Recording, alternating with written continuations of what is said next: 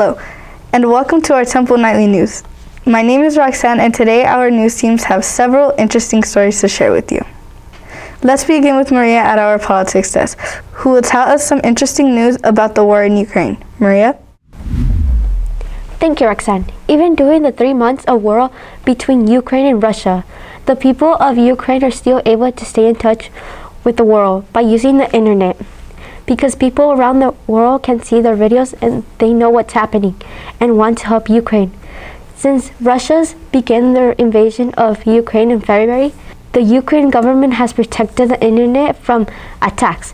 This is important because the whole world can see the world as it's happening. The people of Ukraine are also know what the world is on their side. This has given them hope in their battle against Russia.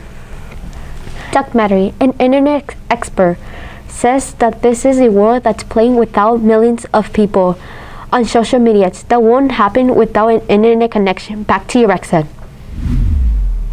Thank you, Maria. Now it's over to Alvin at our science desk with news about the COVID vaccines. Alvin?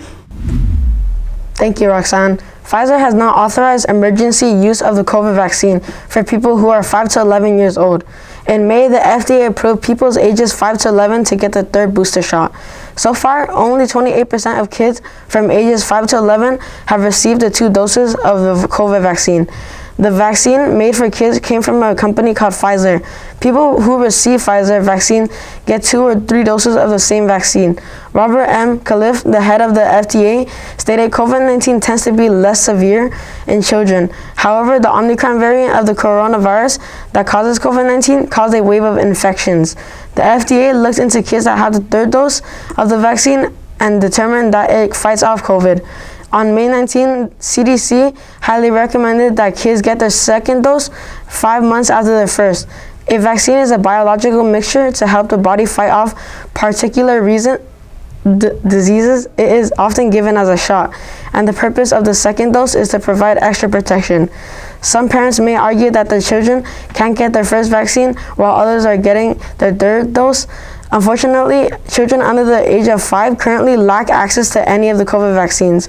Unfortunately, many children are still not fully vaccinated. On June 7th, the FDA and their advisors will be discussing a request for an emergency authorization of a COVID vaccine made by a company called Nova. The FDA also will have a meeting on June 28th in order to discuss whether or not the COVID-19 vaccine requires modification for potential COVID-19 campaign during autumn. The many variants of the COVID vaccine make it clear just how much the virus changes. Many experts agree that the COVID-19 vaccine requires modification for the general public so they can keep up with how much the virus continues changing. However, at the moment it is unclear if they should, and if so, how to do it and at what time.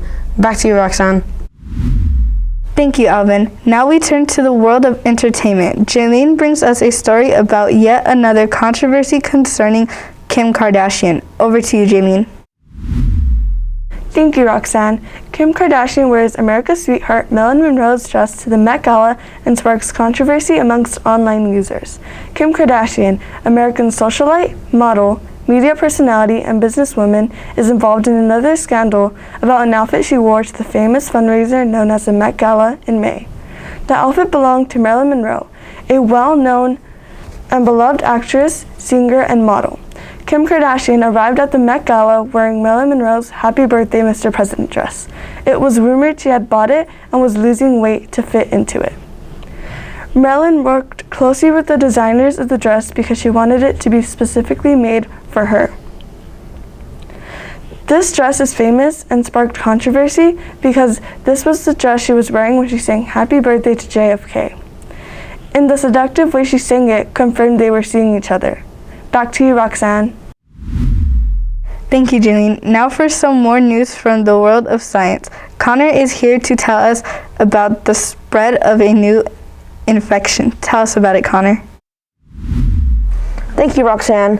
A few days ago, Florida reported its first case of monkeypox.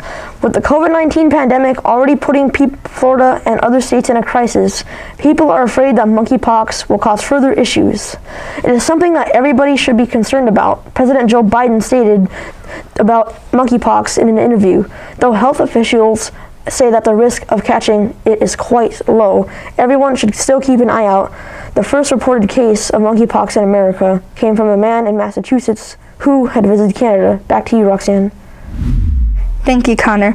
With another story from the entertainment desk, here is Sophia to tell us about some issues concerning the rapper Kendrick Lamar. Over to you, Sophia.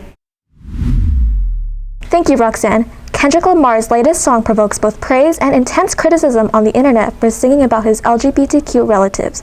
After Kendrick Lamar released Auntie Diaries, people have been fiercely criticizing him about it. The cause of the criticism is a result of Lamar misgendering his transgender cousin and uncle in his rap song. While he acknowledges the fact that his aunt is now transgender, he repeatedly labels him as her and uses an anti-LGBTQ slur. His fans have been criticizing him ever since.